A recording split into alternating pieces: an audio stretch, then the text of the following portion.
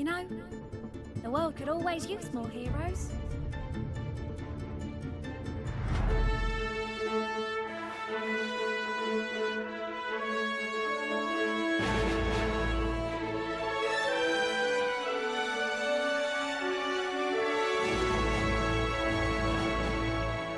Welcome to From the Fort to the Watch, where we will be covering each class in Team Fortress 2, who they most closely represent in Overwatch, and what differences you should be making in the way you play them.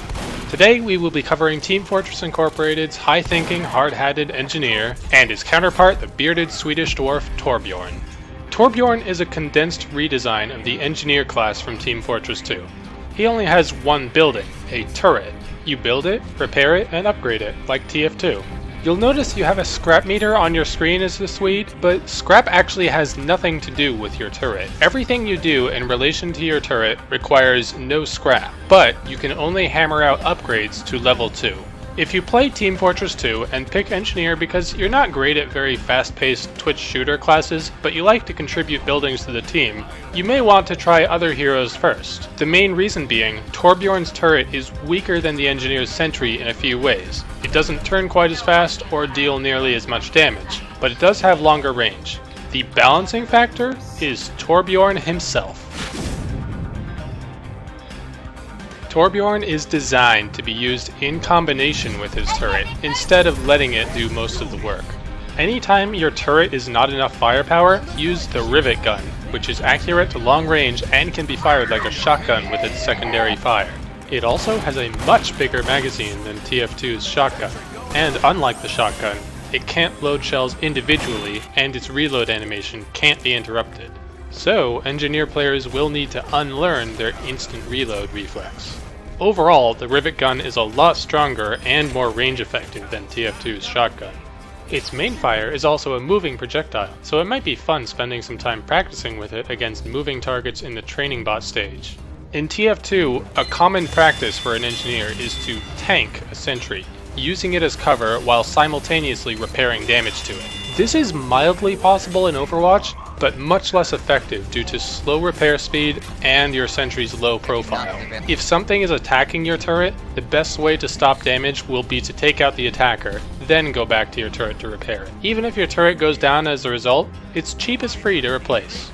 Torbjorn is not especially great for taking hostile territory, and it may be better to switch hero in such situations, but as an option, you can create a level 1 turret in a hostile area, without overthinking its placement, then keep running and gunning, forcing the enemy to divide their attention, a bit like how you would use mini-sentries in Team Fortress 2.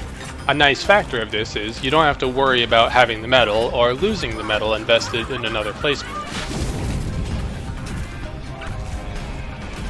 Level 3 turrets are only achieved temporarily via Torbjorn's ultimate, Molten Core. Torbjorn and his turret both get their health completely restored and buffed up, and their damage and rate of fire increase immensely.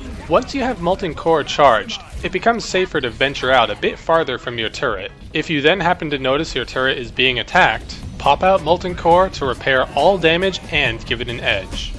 Then, focus on using your Rivet gun to deal as much damage as you can instead of repairing the turret. Most pushes against a well-placed turret become impossible if the enemy has already committed to them when you activate Molten Core. If you find you can't even get a level 1 sentry up, you can also use Molten Core in a pinch to eliminate a few heavy hitters yourself, or to use your fast hammer speed to get an upgraded sentry up quickly. It's not the best use, but it's better than waiting out a whole match for the perfect time to use it. Picking up scrap from dead enemies will let you toss it to the ground as armor, adding some additional high resistance HP to any character. 75 HP might not seem like a lot, but it's resistant to smaller attacks, and it can mean the difference between life and death in a single shot to the game's smaller characters. You'll lose out on this scrap if you stay too close to your turret and don't enter the battle area. Keep an eye on this meter as you reload and recuperate from an assault. You can sometimes pick up scrap without even realizing it, and the extra defense could be especially needed at any time by your healers or weaker characters.